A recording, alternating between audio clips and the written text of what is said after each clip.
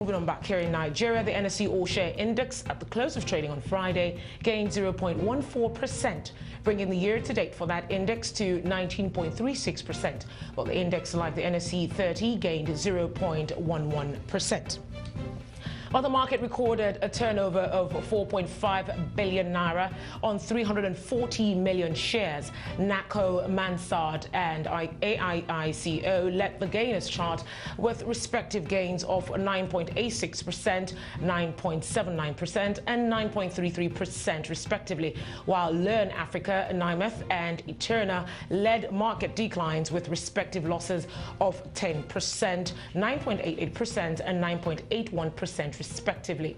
Well, now let's get more on expectations for the Nigerian stock market with Adegboyega Olatunde, the Managing Director, Primera Africa Securities. Well, thank you so much for joining us, Boyega. Morning, Amy. All right, now the NSE All-Share Index fell 2.3% last week. I mean, led lower by losses recorded from banking stocks. I mean, you had UBA and Access Bank. Now, both lost more than 15%. Now, Access Bank's move can be explained by the weak, first quarter result. While UBA, however, hasn't released, the full year 2012 result.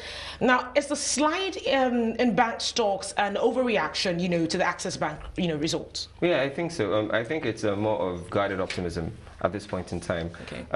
Access Bank released, Diamond Bank also released last week. Now, Diamond Bank released the full year result in which they didn't pay a dividend. So that basically more or less precipitated the decline in stocks that were valued lower 10 naira.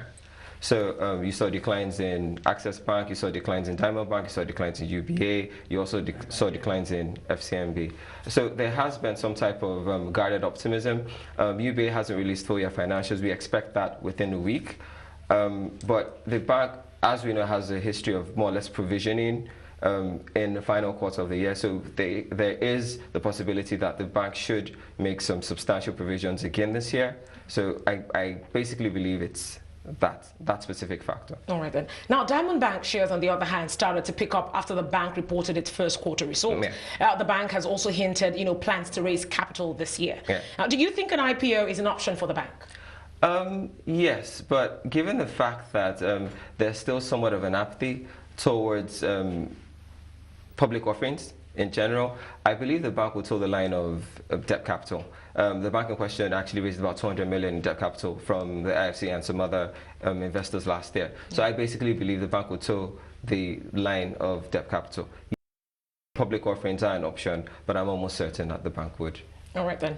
Now, the market is still expecting the release of results by Dangote Cement, and a negative surprise there could be negative, for the market, given Dangote Cement's weight on the NSE index. Now, what's the sentiment for cement stocks? The sentiments for cement stocks are good. WAPCO in particular had a fantastic result. Dividend payouts, as we know, for cement stocks are usually very low, basically around the 2% dividend yield range. So for WAPCO, the results were fantastic, but the dividend payout was poor, so that's why it suffered a decline.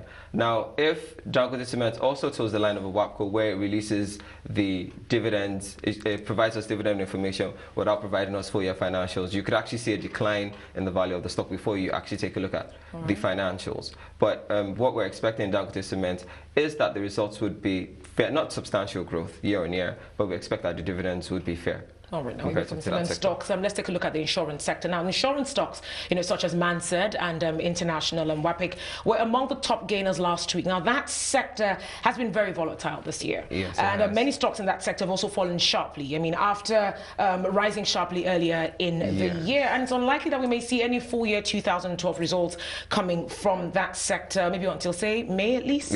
Now, do you anticipate any rally in insurance stocks? Not specifically. Okay. I feel that the market right now has the initial optimism has waned substantially. So the results that were released last week has provided some sort of a reality check on expectations going forward. So I basically do not really see insurance stocks significantly rallying.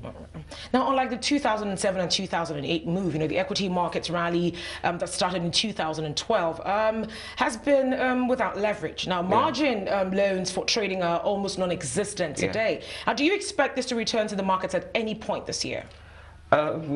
Not specifically. Why? The SEC in conjunction with the NSE have reviewed margin guidelines. They were reviewed 2010 and issued in 2011. Okay. However, because the guidelines are a lot more stringent and provide a greater level of details, we have not seen banks actually looking at margin lending as a way to grow capital. What I mean is, sorry, assets. Risk assets. Yeah. So basically, because of that, I really do not see that happening this year. Really? As much as I would want to say, oh yes, margin lending should be at the forefront of driving investments, equity investments.